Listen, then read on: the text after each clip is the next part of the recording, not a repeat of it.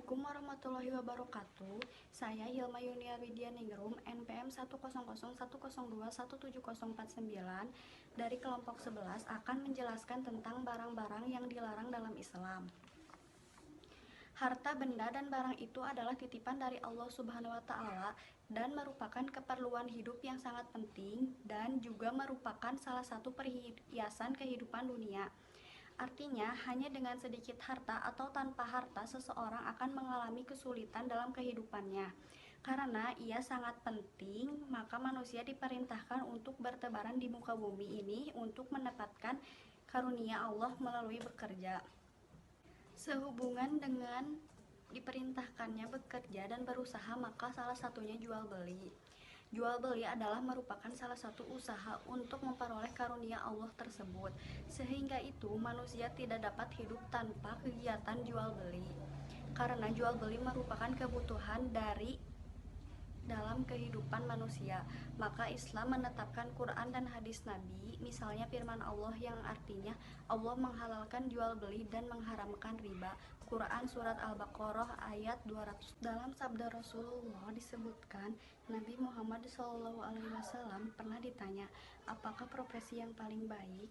Rasulullah menjawab, usaha tangan manusia sendiri dan setiap jual beli yang diberkahi. Hadis riwayat Al-Bazzar dan Al-Hakim. Jual beli yang mendapat berkah dari persyaratan-persyaratan, rukun-rukun, dan hal-hal lain yang ada kaitannya dengan jual beli yang ditetapkan oleh syara. Jual beli barang atau benda bagi muslim bukan sekadar memperoleh untung yang sebesar-besarnya, tetapi secara vertikal bertujuan untuk memperoleh ridho Allah dan secara horizontal bertujuan untuk memperoleh keuntungan, sehingga barang-barang yang diperjualbelikan akan senantiasa dirujukan kepada aturan-aturan Allah. Barang-barang yang haram diperjualbelikan menurut syarat tidak akan diperjualbelikan karena tujuan jual beli bukan semata ingin memperoleh keuntungan tetapi ridha Allah juga. Adapun hadis-hadis Rasulullah sebagai sumber hukum umat Islam mengandung pengajaran dan aturan dalam menjalani kehidupan sehari-hari. Di antara hadis-hadis Rasulullah SAW yang menyampaikan pengajaran kepada umat Islam adalah hadis yang terdapat dalam kitab Sunan Abi Daud yang diriwayatkan dari Abu Darda bahwa Allah Subhanahu wa Ta'ala telah menurunkan penyakit beserta obatnya. Maka diperintahkan kepada umat Islam untuk berobat jika terkena sebuah penyakit. Namun setelah perintah tersebut terdapat pula larangan terhadap umat Islam untuk berobat dengan suatu yang haram. Oleh karena itu, penulis tertarik untuk mengkaji hadis Rasulullah SAW tentang larangan menggunakan sesuatu yang haram untuk berobat. Definisi barang yang dilarang menurut Islam, menurut mazhab Hanafiyah dan Zahiriyah, benda najis yang bermanfaat selain yang dinyatakan dalam hadis di atas, sepanjang untuk tidak dimakan sah diperjualbelikan. Seperti kotoran ternak, kaidah umum yang populer dalam mazhab ini adalah segala sesuatu yang mengandung manfaat yang dihalalkan oleh syara boleh diperjualbelikan. Menurut fuqaha Hanafiyah berpegang pada prinsip manfaat, sementara jumhur berpegang pada teguh prinsip kesucian benda. Perbedaan pendapat terhadap kebolehan memperjualbelikan sebagian najis berawal dari perbedaan mereka dalam menetap lihat diharamkan memperjualbelikan najis tersebut, yakni apakah karena benda itu najis atau karena benda itu tidak dianggap sebagai harta dalam Islam. Menurut ulama, mazhab Hanafi berpendirian bahwa keharaman memperjualbelikan benda najis bukan karena materi benda itu najis, tapi karena benda itu tak bernilai dan haram dimanfaatkan oleh syara. Oleh sebab itu, memperjualbelikan khamr yang diproses dari anggur, babi, bangkai, dan darah dilarang karena tidak bernilai harta dalam Islam. Apabila seorang muslim melakukan transaksi jual beli terhadap benda-benda tersebut, maka jual belinya batal. Adapun minuman keras yang bukan terbuat dari anggur. Halo, nama saya Habib Nurul Yakin, mahasiswa Fakultas Syariah Universitas Islam Bandung. Izin menjelaskan materi mengenai barang-barang yang dilarang dalam Islam, atau lebih khususnya hukum jual beli dengan barang yang dilarang beserta contoh dan manfaat barang yang dilarang. Hukum jual beli dengan barang-barang terlarang.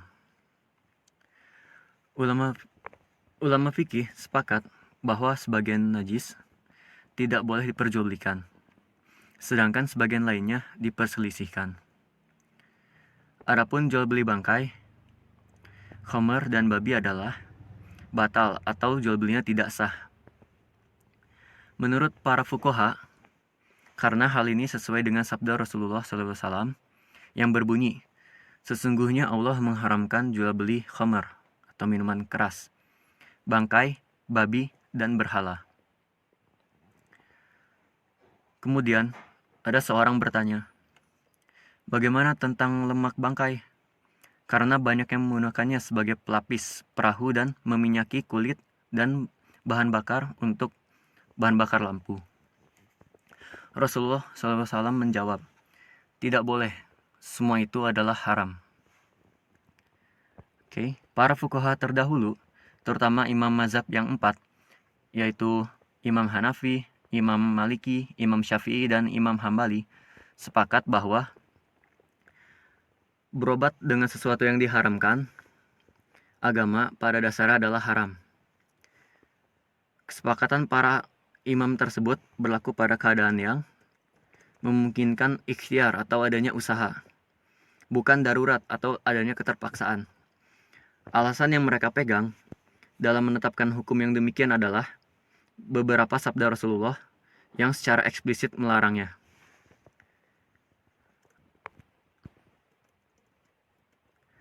Sementara, jika dalam keadaan darurat, Islam memiliki kebijaksanaan yang lain. Hukum azimah dan ruksah dalam fikih Islam bagaikan dua sisi dari satu mata uang. Jadi mereka tidak bisa dipisahkan, satu bentuknya. Dalam situasi normal, hukum azimah mutlak diberlakukan. Sedangkan kalau dalam keadaan darurat, maka hukum ruksah yang diberlakukan. Nah, yang dimaksud darurat itu sendiri adalah kondisi terpaksa yang dikhawatirkan dapat menimbulkan kematian atau mendekati kematian. Dengan kata lain, semuanya itu mengarah pada tujuan pemeliharaan jiwa atau hifz an-nafs. Selanjutnya adalah contoh dan manfaat barang yang dilarang dalam Islam. Yang pertama ada urin. Penggunaan urin sebagai pengobatan juga dikenal di Eropa dan Amerika. Orang Eskimo masih menggunakan urin atau air seni di sini sebagai bahan untuk keramas. Di masyarakat modern sekarang mereka menjadikan urin sebagai bahan sampo. Di Perancis dan Jerman, para pelautnya menggunakan urin sebagai alat untuk bahan untuk kumur-kumur karena diyakini dapat mencegah penyakit gigi dan sakit gusi atau mengobati gusi yang membengkak. Di samping itu, air seni juga digunakan sebagai sampo untuk mencegah kerontokan pada rambut. Nah, lanjut. Yang kedua ada barang najis. Barang najis dalam hal ini adalah berobat dengan air kencing manusia atau urin. Seperti yang tadi dijelaskan di atas, di awal, urin manusia disepakati ulama termasuk najis yang harus dibersihkan apabila air kencing tersebut mengenai tubuh. Harus dibersihkan. Di samping itu, secara naluriah, air kencing dan kotoran manusia itu menjijikkan. Selain urin, terdapat juga barang-barang yang tergolong najis, seperti darah, kotoran manusia, terus ada mazi dan wadi. Next, ada binatang. Yang ketiga itu ada binatang yang buas dan bertaring. Setiap hewan bertaring dan digunakan untuk menyerang mangsanya, terserah apakah hewan tersebut liar seperti singa, serigala, macan tutul, atau macan kumbang, atau peliharaan seperti anjing dan kucing rumahan. Itu hukumnya haram untuk dimakan. Hal ini terlarang berdasarkan hadis yang Diriwayatkan oleh Muslim dari Abu Hurairah. An Abi Hurairah an Nabi sallallahu alaihi wasallam qala kullu zinabin missibai fa'akluhu haram. Abu Hurairah radhiyallahu anhu dari Nabi Muhammad sallallahu alaihi wasallam bahwasannya beliau bersabda, memakan daging semua binatang buas itu hukumnya adalah haram. Jadi tidak boleh ya kita memakan daging atau apapun itu yang bersumber dari binatang yang buas dan bertaring. Selanjutnya, yang keempat, ada binatang yang diperintahkan syar'i untuk membunuhnya. Binatang yang diperintahkan syar'i untuk membunuhnya itu binatang yang diperintahkan untuk dibunuh. Maka ia haram untuk dimakan. Yang dikategorikan di sini adalah tikus, ular, kalajengking, dan toke. Hadis riwayat Bukhari dan Abdullah ibn Umar. An Abdullah ibn Umar radhiyallahu anhuma anna Rasulullah sallallahu alaihi wasallam qala khamsu min dawabi man qatalahunna wa huwa muhrimu fala junaha alaihi al-aqrabu wal fa'ratu wal kalbul akuru wal gurabu wal hidaah. Dari Abdullah radhiyallahu anhuma bahwa Rasulullah shallallahu alaihi wasallam bersabda, ada 5 jenis hewan melata yang siapa membunuhnya tidak berdosa sekalipun sedang ihram, yaitu kalajengking, tikus, anjing galak, burung gagak, dan burung rajawali. Dan terakhir, binatang yang kelima, binatang yang hidup di 2 alam. Ulama Hanafiyah dan Malikiyah berpendapat hewan yang bisa hidup di darat dan di laut haram dimakan karena termasuk khabith. Rasulullah SAW tidak akan melarang untuk membunuhnya.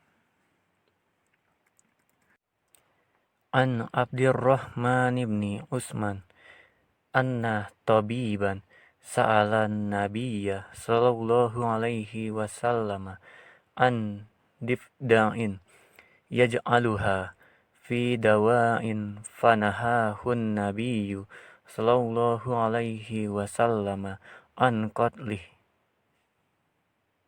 Dari Abdur Ar-Rahman bin Utsman bahwasannya seseorang kepada dokter menanyakan kepada Rasulullah sallallahu alaihi wasallam tentang katak yang ia campurkan dengan ramuan obat. Maka Rasulullah sallallahu alaihi wasallam melarang membunuh katak tersebut. Hadis riwayat Abu Daud. Assalamualaikum warahmatullahi wabarakatuh. Nama saya Fajar Qasim, mahasiswa Fakultas Syariah Universitas Islam Bandung. Izin untuk menjelaskan mengenai barang haram dalam Islam, yang lebih khususnya untuk menjelaskan perdagangan yang dilarang dalam Islam. Baik teman-teman, pada kali ini saya akan lebih khususnya menjelaskan mengenai perdagangan yang dilarang dalam Islam menurut tinjauan Fakultas Syariah. Yang saya ambil menurut pendapat guru kita, yaitu adalah Nasrul Harun, yang menyebutkan bahwasannya bermuamalah itu pada dasarnya boleh. Namun, ketika ada dalil yang mengharamkannya, seiring dengan hal tersebut, dalam Islam hal-hal yang dapat merubah hukum dasar kepada status hukum lainnya tersebut dikenal dengan istilah ilat. Sebagaimana yang disebutkan oleh Abdul Wahab Khalaf, yang berkenaan dengan kebolehan terhadap sesuatu itu dapat berubah bentuknya menjadi sesuatu yang dilarang atau menjadi sesuatu yang diperintahkan wajib apabila ada alasan yang mendukung perihal tersebut. Ilat dapat berfungsi memberikan penekanan atas terjadinya suatu perbuatan hukum. Ilat juga disebut sebagai manatal hukum atau hubungan hukum, dan sebab hukum serta tanda hukum. Intinya adalah bahwasannya aslinya itu semuanya boleh. Tetapi ketika Allah menurunkan dalil-dalil yang tidak membolehkan, maka boleh semuanya kecuali dalil tersebut. Seperti itu teman-teman. Jika kita melanggar, kita akan mendapatkan dosa. Jika kita tidak melakukan itu, maka kita akan mendapatkan pahala. Seperti itu. Simple tapi bermakna. Baik, pada kali ini kita masuk ke jenis-jenis perdagangan terlarang.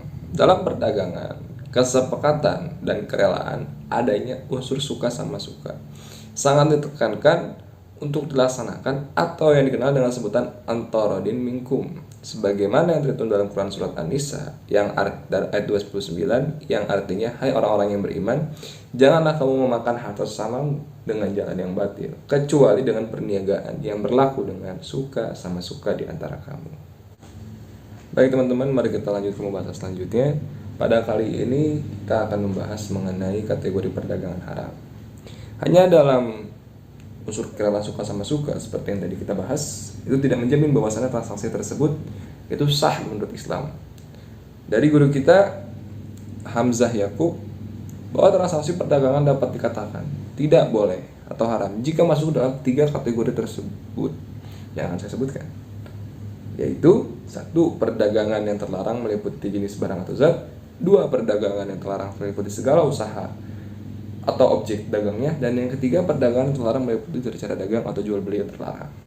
Baik teman-teman, pada kali ini kita akan membahas mengenai perdagangan yang terlarang meliputi jenis barang atau zat jika transaksinya itu baik, ada penjual pembeli dan juga ada barang yang jelas, tetapi zatnya itu tidak halal, maka tidak bisa dikatakan itu perdagangan yang halal.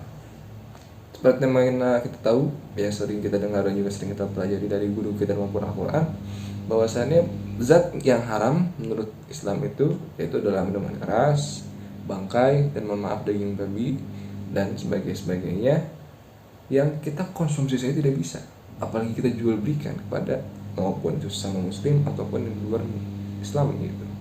Selanjutnya mengenai nomor 2, perdagangan yang terlarang meliputi segala usaha atau objek dagangnya. Sebenarnya agak nyambung kepada yang pertama tadi, mengenai kita mengajukan peminjaman misalkan ke bank untuk usaha minuman keras.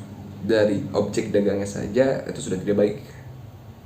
Dan juga kita segala usaha kita, misalkan kita meminjam uang ke bank yang riba, tambah lagi kita meminjam ada ribanya, kita menjual barang yang tidak patut dijual karena kita adalah seorang muslim, seperti itu. Baik, kita masuk yang ketiga, yaitu perdagangan yang terlarang meliputi cara-cara dagang atau jual beli yang terlarang.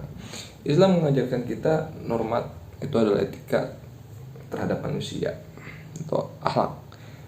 Misalkan kita melakukan kecurangan, yaitu adalah tadis, unknown to one party, di mana terdapat ketidaktahuan di antara pihak-pihak yang bertransaksi, sehingga dapat menimbulkan kecurangan atau tipuan yang disebabkan hanya satu pihak yang mengetahui adanya informasi. Ini dapat diartikan sebagai pelanggaran terhadap prinsip dan tarodin minkum, yaitu kerelaan suka sama suka. Hal ini dapat terdiri dalam 4 kategori, yaitu kuantitas, kualitas, harga, dan waktu penyerahan. Seperti apa kuantitas? Misalkan permainan timbangan yang dijual, yang diberitahu kepada pembeli 1 kilo, tapi yang aslinya yang ditimbang itu 900 gram. Yang 100 gramnya lagi diambil oleh penjual, itu sudah kecurangan. Dari segi kualitas, yang seharusnya barang A kualitasnya luar biasa, tapi yang diberikan barang B yang kualitasnya biasa untuk mengurangi biaya produksi yang akan diambil keuntungannya lebih dari perusahaan tersebut, misalkan seperti itu. Yang ketiga, harga. Ya seharusnya harga 2.000, tapi dengan segi marketing sehingga dijual 10.000, dan ketika pembeli menyadari bahwa itu harganya 2.000, maka pembeli itu tidak ridho, maka jatuhnya akan dosa nanti karena kita berbohong.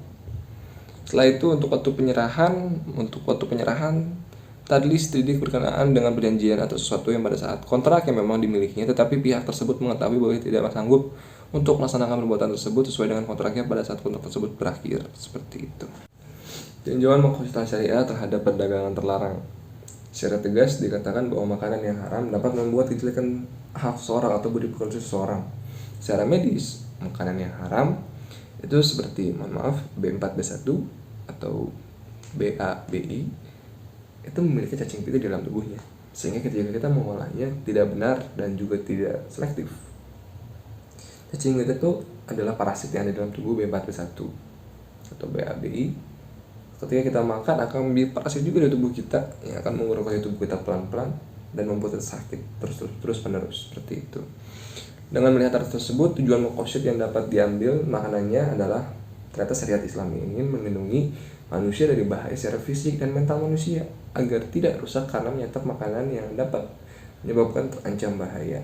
Kedua, dilihat dari yang terlarang meliputi segala usaha atau objek dagangnya dan terlarang meliputi secara dagang atau jual beli terlarang, menghindari kita mempunyai perselisihan dengan orang lain untuk menjaga tali silaturahmi dan menjaga antara dimikum bersuka sama suka, ikhlas, ridho, itulah yang terbaik ketika kita bertransaksi seperti itu.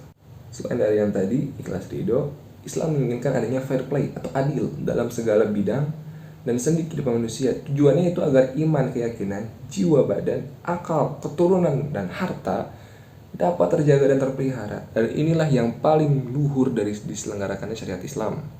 Kalaupun dalam sistem kemasyarakatan dimungkinkan ada interaksi dan perpindahan hak kepemilikan, baik berupa pokok pikiran, apalagi yang menyangkut harta, maka hal tersebut selayaknya diatur sehingga tidak akan ada berbagai hal yang mengakibatkan perselisihan dan bahkan pertumpahan darah sehingga merugikan manusia itu sendiri. Masa karena kita dengan satu barang, misalkan headset, kita ribut sampai kita membunuh-bunuhan? Kan tidak logis, seperti hewan kan seperti itu. Di makanan mereka berebut-rebut, saling membunuh, maka kayak masa kita seperti hewan? Kan tidak mau kan? Maka janganlah berbuat seperti apa yang di luar yang saya jelaskan, yaitu tentang maqasid syariah.